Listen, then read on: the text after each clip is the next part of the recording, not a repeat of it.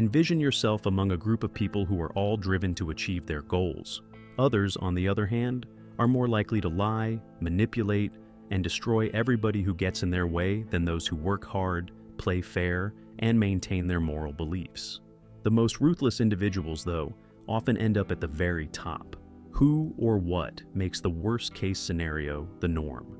No matter where you look in American history, politics, or business, you will find examples of individuals who rose to great prominence despite their immorality. This isn't just a coincidence. It's a feature of human nature embedded in our social structures and evolutionary psychology. The pattern recurs from ruthless monarchs to crafty CEOs. There will be competition as long as resources are scarce. Those who are eager to exploit, deceive, and exert control over others often succeed, while those who are timid and seek justice no matter the cost often fall by the wayside. We are forced to contemplate our vulnerability in the power game by this harsh fact. Paradoxically, there are many accounts of the downfall of the worst of humankind, even if they often enjoy temporary success. We don't just want to know why they're on the rise, we also want to know if they can stay on top, and more importantly, what this means for the morally upright among us who see power as an inevitable part of life, not a good or bad thing in and of itself. Delving into one of Nietzsche's most controversial ideas is necessary to understand power, and by extension, why the worst people manage to get to the top. Let's compare and contrast the moral codes of masters and slaves. Imagine two combatants on the battlefield. One is courageous, powerful, and unwavering. He does not hesitate to seize what he desires or transform the world according to his desires. While one is anxiously pursuing justice, the other is anxiously waiting for the approval of others and the reward of his righteousness. Can you tell me which of these two is more likely to make it? Who do you think has a better shot at winning? Morality, according to Friedrich, is not an objective truth, but rather the outcome of power struggles.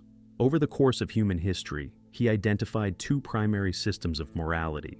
The differences between slave and master morality are more than just abstract concepts. They account for the fact that those who prioritize fairness and compassion face oppression, while others who are more ruthless often rise to power. Master morality refers to the ethics of powerful people, such as conquerors and rulers. Its pillars are qualities like strength, ambition, courage, and power. Whatever facilitates the master's rule, creation or imposition of their will on the world, is good in their eyes. They are confident in themselves, don't feel the need to hide their vulnerabilities, and don't seek approval from others. Getting beyond it is all there is to it. In contrast, slave morality represents the values held by oppressed people who lack the power to assert themselves directly. It places more value on modesty, obedience, and selflessness than on brawn. Power is inherently evil, it says, and suffering is noble. Nietzsche saw this as a moral system created by those who lacked the ability to dominate a psychological adaptation that allowed them to survive in a world controlled by the strong. But here's the uncomfortable truth. Slave morality does not prevent the rise of the ruthless. It enables it by condemning ambition, by shaming the pursuit of power.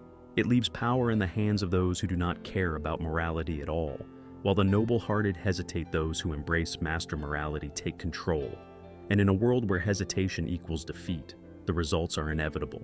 So, what does this mean for us? Should we abandon morality entirely and embrace the ruthless path? Or is there another way to reconcile strength and virtue, to answer that we must look deeper into the psychology of those who rise to power? The ones who refuse to be victims of circumstance. Picture a vast, untamed wilderness in this world. Survival is not about fairness or kindness. It's about strength, adaptability, and the willingness to do whatever it takes. The lion does not ask permission to hunt.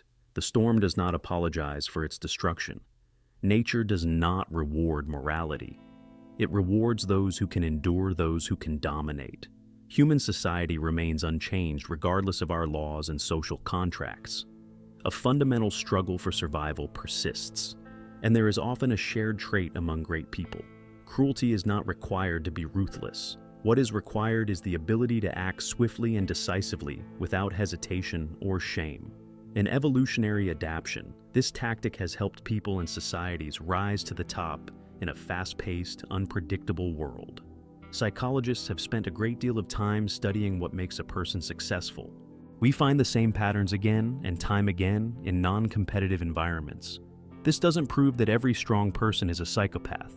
It just shows that many of them have traits that let them act emotionally unbridled.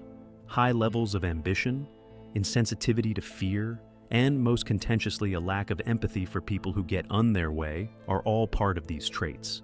The leaders, entrepreneurs, and conquerors who shaped history, from Julius Caesar to modern-day corporate tycoons, share a common trait.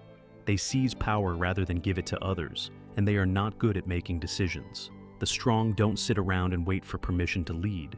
Instead, they go out and take risks, dealing with the consequences later. This is why the heartless tend to take center stage while the hesitant fade into the background. Contrary to popular belief, brutality alone is not enough to prevent the catastrophic downfall of those in authoritative positions who are ignorant of the subject matter. A person's strengths can also be their weaknesses. A leader who uses terror alone to rule will be devoured by the very forces that previously controlled them. All throughout history, tyrants have been mistaken about their invincibility. Is it inevitable that the most vicious will always rise to power, rendering morals and justice obsolete? Not necessarily, but we need to address one of the most pervasive misconceptions in modern culture, the idea that everything is fair, if we want to understand why. The world is fair, decent people will be rewarded, and justice will always prevail. These are the reassurances we hear from a young age. We find that the most honest individuals aren't necessarily in power, that the hardest workers aren't necessarily the wealthiest, and that the most compassionate hearts are often the most damaged when we confront the harsh facts of life. Even though this view is supported by religious doctrine and moral theories, this detachment is an inherent part of the system, not a flaw. Rather than reflecting reality, the idea of justice is mostly a product of social construction, a narrative designed to maintain order. Truth. It may be an uplifting illusion, but it is still an illusion. The game is captured, fought for, and often hoarded by those who know it better than anybody else. Nothing is handed out purely on the basis of merit, even power and achievement. Researchers in the field of psychology have discovered a fallacy known as the just world fallacy. This is the tendency to believe that life is inherently fair and that people get what they deserve. Belief in virtue as a panacea for defeat puts us in danger of ignoring the importance of strategy, power, and competition. This is a dangerous notion since it encourages doing nothing, and people who do not believe in justice are already ahead of us in the race. But does this mean that ethics are pointless? Is it time to go? The most essential thing in the race for power is mastering the game without becoming a slave to it. The rules are changed by those who learn to combine compassion with power, by striking a balance between honesty and cunning. People who believe that being nice is enough often end up suffering the most. Truthfully, we can't just demand justice. We have to make it, and that requires power. He didn't think becoming utterly merciless or giving in to the illusion of justice were viable options, because he saw this tension as a natural part of being human. A more elevated way, one that transcended cruelty and frailty, was instead pointed out by him. To make sense of this, let's take a look at one of his seminal ideas. Amorality characterizes the ascendant, the Ubermensch. Picture yourself standing on the edge of a gigantic chasm, free from all constraints and delusions. You are being pursued by a world that is oppressive, full of limitations, and plagued by unfairness. A path that few dare to go lies ahead of you, leading into the unknown.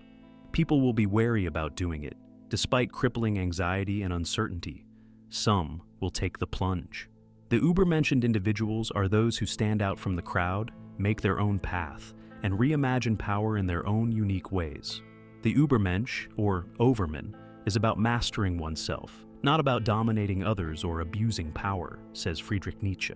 An Ubermensch is someone who defies societal standards by refusing to conform to them, taking charge of their own life instead of letting it be dictated to them, and fighting against imposed morality. The Ubermensch is essentially a power-hungry individual who rejects the passivity of shame and obedience in favor of acting on their baser desires to build, change, and give meaning to an otherwise meaningless world. Because fear ensnares the feeble, mastery over one's own life is paramount to mastery over other people. The Ubermensch does not want approval, unlike despots and manipulators who feel power from a place of insecurity. This is why they are not harsh, just because they are cruel. Because of this, the Ubermensch is free to advance without being constrained by the illusions of society. Their inner strength and lack of reliance on oppression or lying stem from the fact that their power is self-generated, rather than dependent on fleeting achievement or external praise. This is why the worst evildoers, should they ever achieve power, will pale in comparison to the most ruthless. While PL is only interested in the short term, using force and compulsion to climb the ladder, the Ubermensch is playing an endless game of creating something greater than themselves. They are creators, not just consumers. So, how can we depict this? How can we, as members of a society that venerates ruthlessness, resist the temptation to emulate it? The key is to stop seeing power as a bad thing and start seeing it as a useful instrument. The following stage is to figure out how to compete in a world that isn't waiting for the touching snapshot. Those that play this high-stakes game with an eye on winning do whatever it takes to establish the rules. If you think waiting for justice would protect you, you'll end up losing. This is the truth that many people face in their day-to-day lives, careers, and political campaigns. The heartless know this and act accordingly. Does this, however, mean that you must take on their characteristics if you want to survive? In some cases, yes. Mistakenly, most individuals believe there are just two choices available to them. If you want to be competitive without sacrificing your values, there's a third way that combines honesty and strategy. You have the choice to be merciless or helpless. The aim of Nietzsche's philosophical system was not mindless dominance, but rather the transcendence of weakness without compromising one's authenticity. The key is to learn about power, but not let yourself be controlled by it. The belief that everyone should have a fair shot at life is a major flaw in human nature. It was completely unnecessary. Even the most fearsome competitors soon realize this and stop wasting time complaining about how unfair it is. They learn the rules of the game and start taking advantage of them. This in no way suggests immorality, but rather the recognition that power is neutral and should only be exercised by people who fully understand it. A lot of individuals fall short because they believe that if they are just kind, things will work out. Power, however, is more often taken than given. You need to put yourself in their shoes to understand their motivations, but it doesn't mean you have to be cruel. Being able to read people, comprehend their motives, and anticipate their actions is a key component of strategic empathy. It helps you cope with dishonesty without absorbing its traits. Most people are controlled by fear, specifically the dread of failing. Contrarily, the Ubermensch overcomes his terror of being alone and rejected by finding inner power. Doing so requires embracing uncertainty, taking risks, and following one's own path even when faced with opposition. The most successful people don't bother asking for permission. They just make opportunities where none existed before. A controlled ruthlessness is distinct from an uncontrolled ruthlessness. One is the ability to make tough decisions without second thoughts, and the other is destructive chaos with no clear goal. Gaining power requires making tough decisions, accepting unpleasant facts, or ending harmful relationships. Strength, not brutality, is this. Importantly, you must know when and how to apply it. The ruthless may fall, but they usually get back up again fast. Why? Because their power is based on exploitation, not innovation. To be an Ubermensch is to create, whether it's a business, a concept, a social movement, or a transformation in one's own life. Your power is earned, not stolen. So manipulation is unnecessary. If we live in a culture that celebrates violence, can we possibly succeed? Indeed, but only if you reject the status quo and start governing power in your own image. Finally, we need to know if power is intrinsically bad, or if it is only a matter of misinterpretation. Power is the driving force behind society, and influences the lives of both the powerful and the powerless. On the other hand, is power inherently evil? Nietzsche claims that the pursuit of power is misunderstood at times, and that his study of power encompassed both domination and innovation. Not stomping on other people's aspirations, but rather surpassing yourself, moving beyond the limitations of the present, and becoming more than you ever imagined is the true aim. But power and corruption have often gone hand in hand throughout recorded history. Once in power, countless leaders have given in to tyranny, avarice, and ego. In light of this seeming contradiction, we must ask, is power inherently wicked, or does it only reveal our darker sides? Power, it maintained, isn't about hurting other people, Rather, it's about rising beyond mediocrity, being great, and making new values rather than conforming to societal norms. But in a society that values virtue, authority can appear corrupt due to society's moral compass. One common reaction to someone who wants authority is distrust. But what if this is all just a misunderstanding? Is it possible that by living by your own set of principles rather than following the crowd, you are actually exemplifying the purest, most authentic version of human existence? According to Nietzsche, the will to power is more of an internal motivation to live life to the fullest and discover what you're capable of than it is to seek control over other people. Seeing power in this way transforms it into a moral quest, a test of your ability to shatter social norms and carve out a life for yourself. However, does this imply that all individuals desiring power are morally upright? In some cases, yes. Gaining power can be a transformative experience or a downfall, depending on your perspective. It all comes down to your motivation. Are you seeking power so you can force your will on other people, or are you trying to overcome obstacles and create a life that matches your dreams? Then, is power bad? This is not a fundamental component of human nature. Rather, it is a weapon that, in the hands of an honest person, may do incredible things. However, when abused, it exposes the worst parts of human character. Nietzsche urges us to reframe power as a tool for personal growth, not a threat to be feared, but rather an opportunity to shine. This may be achieved by self-control, inner strength, and a relentless pursuit of excellence. Make sure you subscribe my channel if this investigation of power and achievement has provoked thought, questioned your preconceptions, and ignited a greater interest in life and philosophy. Please subscribe for daily updates, like and share this video with anybody you think may benefit from hearing this truth, and leave a comment below. Join me as we keep exploring the meaning of growth and the path to a stronger life.